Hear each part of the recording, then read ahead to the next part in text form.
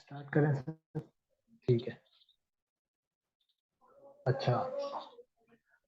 अच्छा, सबसे पहले जो हमारा कोर्स है वो है फाइनेंशियल मॉडलिंग। इसके अंदर जो है वो हम लोग जो फोकस करते हैं वो करते हैं फाइनेंशियल मॉडल्स के ऊपर। For example income statement model होता है हमारा, हमारा जो है वो एमोटाइजेशन मॉडल होता है, हमारा जो है वो बॉन्ड से रिलेटेड होता है। डिफरेंट फाइनेंशियल इंस्टीट्यूट्स होते हैं, उससे रिलेटेड जो है वो मॉडल्स बनाते हैं, हमारे रिक्वायरमेंट के ऊपर डिपेंड करता है।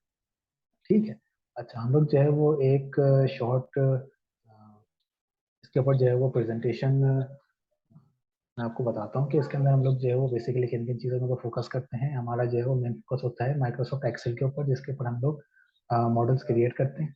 अच्छा, हर मॉडल के अंदर हमारे पास जो है वो तीन चीज़ें होती हैं।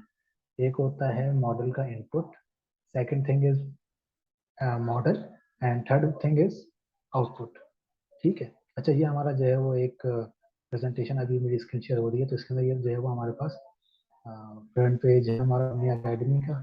सेकेंडली जो है वो हमारा कोर्स का नाम आ गया कि भाई हम लोग how to build financial model, हम लोग फाइनेंशियल मॉडल जो है वो बनाते किस तरीके से हैं, उसके अंदर कौन कौन से फंक्शन यूज़ करेंगे, कौन कौन से जो है वो फॉर्मूलाज यूज़ करेंगे, कौन कौन से एक्सेल के टूल यूज़ करेंगे, वो चीज़ें आगे जो है वो हमारे इसमें कवर होंगी। अच्छा, हमारे पास जो मेन चीज़ें फोकस होती हैं फाइनेंशियल मॉडलिंग के कोर्स के अंदर वो होते हैं, एक हमारा फाइनेंशियल स्टेटमेंट का एनालिसिस होता है, सेकंड हमारा ट्रेंड एनालिसिस होता है, और हमारा टाइम वैल्यूएशन ऑफ मनी। हाँ, ये बेसिकली होता क्या है, इसके ऊपर मैं थोड़ा सा जो है वो डिफाइन करता हूँ। जो फाइनेंशियल स्टेटमेंट है हमारा जो है वो कंपनी की, किसी भी कंपनी की जो है फाइनेंशियल पोजीशन को शो करता है। हमारा नेट इनकम कितना है, हमारा ग्रॉस प्रॉफिट कितना है, हमारा ग्रॉस प्रॉफिट मार्जिन कितना है। उस डाटा को हम लोग शो कैसे कर रहे हैं, उसका ट्रेंड एनालिसिस जो है वो फिर हम लोग किस तरीके से कर रहे हैं वो चीज़ आ जाती है। हम लोग, हमारे पास जो है वो मंथ वाइज डाटा अवेलेबल है, हमारे पास जो है वो ईयर वाइज डाटा अवेलेबल है। हम उसकी फोरकास्टिंग कर रहे हैं तो हम कितना परसेंट इंक्रीज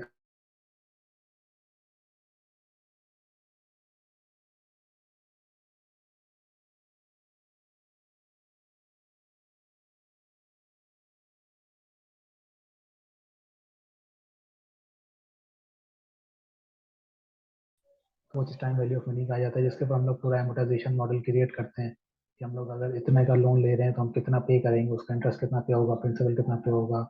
सो वो सारी चीज़ें डिटेल के अंदर इस कोर्स के अंदर कवर करते हैं। ठीक है। सेकेंडली जो हमारे पास है वो है कि हम लोग फाइनेंशियल मॉडल्स को बिल्ड कैसे करते हैं, कौन कौन से एक्सेल के फार्मूलाज हैं, कौन कौन से जो है वो फाइनेंशियल मॉडल्स के अंदर पैरामीटर्स यूज होते हैं।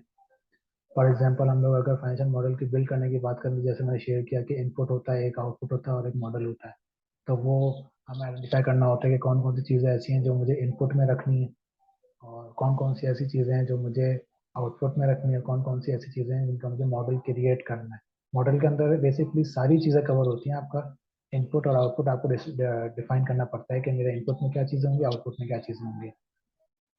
जब भी हम लोग कोई भी फाइनेंशियल मॉडल क्रिएट करते हैं तो उसके अंदर डिफरेंट जो है वो एक्सेल के फॉर्मूलाज यूज होते हैं। उसके अंदर वी लुकअप हो सकता है, इफ होगा, इफ एरर होगा, हमारे जो है वो डिफरेंट फंक्शंस होंगे, सम का फंक्शन होगा, हमारे जो है ना वो परसेंटेजेस होंगी, उसकी फॉर्मेटिंग किस तरीके से होगी, डाटा की विजुअलाइजेशन किस तरह होगी।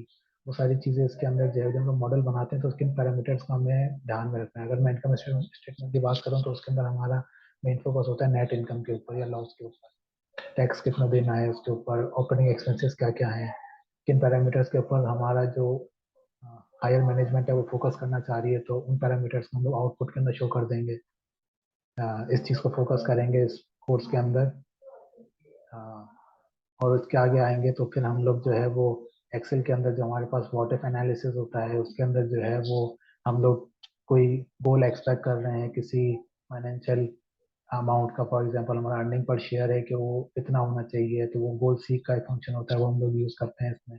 मॉडलिंग के अंदर यूज़ होता है कि हम लोग जो है वो कितना गोल हमने असाइन किया है या हमें असाइन हुआ है किसी की साइड से, तो हमें उसको अचीव करने के लिए कितने फिगर्स को अचीव करना पड़ेगा।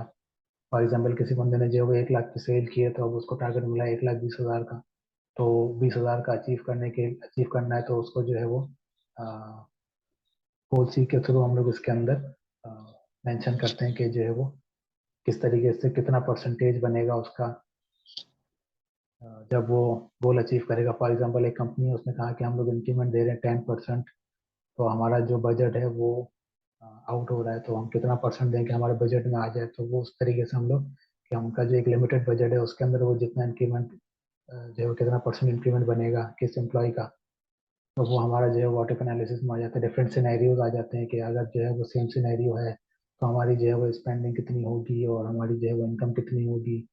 इसी तरीके से सिनेरियो मैनेजर के अंदर जो है वो वर्स्ट सिनेरियो क्या हो सकता है, बेस्ट सिनेरियो क्या हो सकता है, उसके ऊपर जो है वो हम लोग कवर करते हैं इस कोर्स के अंदर। एडवांस एक्सेल तो ऑब्वियस सी बात है, जब एक्सेल को हम यूज़ कर रहे हैं तो उसके अंदर हम लोग एडवांस फॉर्मूले उसके एंड फंक्शंस को जो है वो यूज़ कर रहे होते हैं सारे मॉडल्स के अंदर। जिसके अंदर हमारे फेवरेट टेबल्स आ जाते हैं, डैशबोर्ड आ जाते हैं, वो नेक्स्ट शीट के अंदर जो है वो मैं डिस्कस करूंगा डैशबोर्ड रिपोर्टिंग वगैरह के अंदर। जो हमारे पास डैशबोर्ड रिपोर्टिंग है, ऑटोमेशन है, मैक्रोज है। फॉर एग्जांपल हम जो है वो डेटा हमारा मैनेज हुआ हुआ है, टेबुलर फॉर्म में है, लेकिन हम लोग जो है वो उसके अंदर उसको प्रेजेंट किस तरह कर रहे हैं, उसकी विजुअलाइजेशन किस तरह कर रहे हैं, कौन से चार्ट्स यूज कर रहे हैं उसकी विजुअलाइजेशन के लिए। अगर ट्रेंड है तो ट्रेंड लाइन हमने यूज किया या बार चार्ट यूज किए, पाई चार्ट यूज करना है, परसेंटेज में डाटा है, किस नौयत का डाटा है, उसको डैशबोर्ड इंटरएक्टिव डैशबोर्ड किस तरीके से बनेगा। और ऑटोमेशन के अंदर हम लोग कवर करते हैं चीज़ें जैसे कोई हमारा रिपीटेटिव टास्क है, कहीं से हम लोग डाटा पुल कर रहे हैं तो वो हमें जो है वो मैनुअली ना करना पड़े, हम उसके अंदर जो है वो पावर क्यूरी यूज़ करते हैं कि हम लोग जो है वो क्यूरी के अंदर वो चीज़ रिकॉर्ड कर लेते हैं। अब फिर वो सेम एक्शंस को जो है वो क्यूरी परफॉर्म करती है। For example text to column का फंक्शन हो गया, कोई स्पेसिफिक फॉर्मेटिंग हो गई। इसी तरीके से जब हम लोग मैक्रोज की बात करते हैं तो मैक्रोज भी जो है वो ऑटोमेशन का पार्ट है कि उसके अंदर भी जो है वो रिकॉर्डिंग हो रही होती है हमारे स्टेप्स की। और इन चीज़ों के ऊपर हम लोग जो है फाइनेंशियल मॉडलिंग के कोर्स के अंदर फोकस करते हैं और इन चीज़ों को कवर करते हैं। बेसिकली एक्सेल के अंदर जो है वो हमारा एक्सेल के ऊपर हमारा फोकस होता है। तो फर्स्ट थिंग जो हमने कवर की वो हमने कवर की इनकम स्टेटमेंट, उसके अंदर trend analysis, time value of money और सारे जो हमारे फाइनेंशियल इंस्ट्रूमेंट्स हैं वो।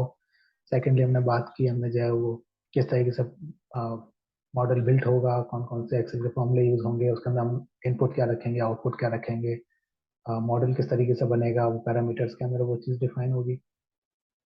थर्ड हमने बात की व्हाट इफ एनालिसिस की, गोल अगर हमें असाइन होता है या कोई सिनेरियो आता है उसके अंदर कौन कौन से एडवांस एक्सेल के टूल यूज होंगे, हमारे डेटा वैलिडेशन यूज होती है, कंडीशन फॉर्मेटिंग यूज होती है, डेवलपर टूल एक अच्छी हमारे पास जो एक्सेल के अंदर टूल है वो यूज होता है।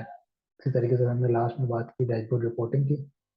डैशबोर्ड रिपोर्टिंग होगी, विजुअलाइजेशन आ जाएगी इसके अंदर, रिपीटेटिव टास्क है तो उसकी ऑटोमेशन आ जाएगी। फिर जो है वो एट द एंड हम लोग मैक्रोस पे के मैक्रोस हम लोग अगर कोई कोई कोडिंग से रिलेटेड है बेसिकली मैक्रोस, तो उसके अंदर जो है वो मैक्रोस को भी हम लोग टच करते हैं। ये चीज़ है। बाकी जो है वो इस सेमिनार को मैं यहीं पे एंड करता हूँ।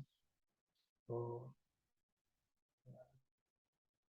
ठीक है, तो फाइनेंशियल मॉडलिंग का हमारा कोर्स है, इसका ये मैंने एक ब्रीफ इंट्रोडक्शन दी है। ठीक है सर।